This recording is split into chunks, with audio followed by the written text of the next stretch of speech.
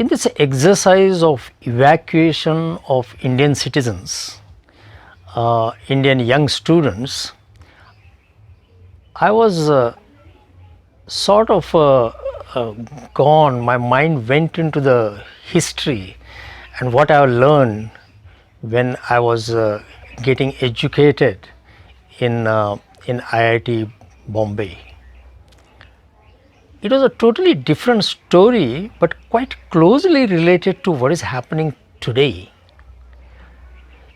The story goes back to 1938, when Japan and China war started on the land of China. It was an aggression of Japan on China, and Chinese army was not very well prepared, whereas Japanese army was quite in advanced stage. What was the war about? China wanted a freedom. China wanted a freedom from Japanese imperialism. And during that time, I remember that some of the Indian leaders made an appeal to the Indian doctors that number of Chinese are getting killed in this war. We should help them because China is not very well equipped at that time. And such appeal was made at the time when India was also struggling for the freedom. So both the countries, India and China, were seeking the freedom, struggling for it, but at the same time, one country like India, the leaders who in the forefront of the freedom movement were appealing to the Indians that yes, we want our freedom, we also have to take care of ourselves, but look, our neighbor is in a problem. So we appeal to some of these doctors to let's go to China and help those soldiers. And it was surprising that number of young medical students, the graduates, postgraduates came up to this call, which was at that time made by number of leaders, including Netaji Subhash Chandra Bose, Pandit Nehru, and those young students, or the young graduates, or young doctors, they not only came forward, but they started packing their bags, and they came to the leaders and said that we want to go. We want to go to help the Chinese. Look, our priority was getting the freedom and fight against the British.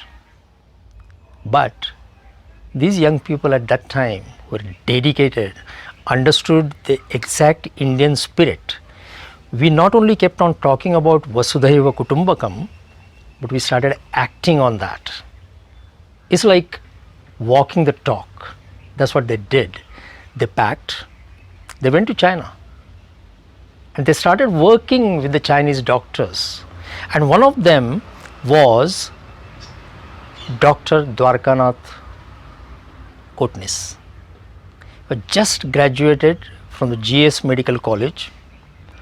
That was the time when he decided to quit probably his aspiring, promising career and go to China. He of course consulted his family members.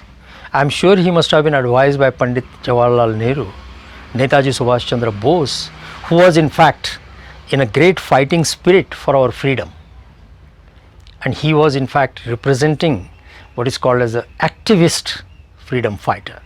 But he also said that probably let's join China to help them in getting good help in health. Dr. Kotnis, he spent nearly 5 years treating the Chinese soldiers day and night. And even Mao Zedong, Zhou Enlai at that time, who were also probably young at that time, took note of it. They appreciated Dr. Kotnis' help. And they thought this is the international spirit. This is the spirit what one neighbor can do for the others. And in one of the cases, they remember, Chinese remember very much, because when I visit China, every time my friends tell me this story, that how dedicated Indian doctor was, because in one night and one day for 72 hours, Dr. Kotnis did not sleep. He kept on performing the operations and treating the soldiers. And it started taking toll on him as he went along treating the soldiers.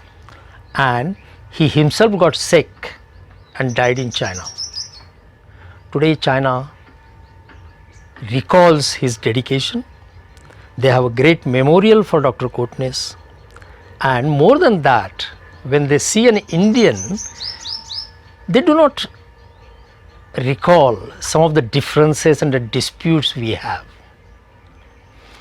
We may have some complex situation between India and China which keeps on varying from time to time. It may be political in nature, geographical in nature, economic in nature, but after all we are neighbors and we can change ourselves, but nobody can change the neighbors. They are going to be there all the time. India will be neighbor to China and China is a neighbor to India. And I think there is something called as a neighborhood, which is the Indian spirit. And whenever I go to China, people just remember it. And the kind of affection they show from people to people is something amazing. And this is what exactly I feel what Prime Minister Modi and President Xi are talking about, that we must improve people to people contact.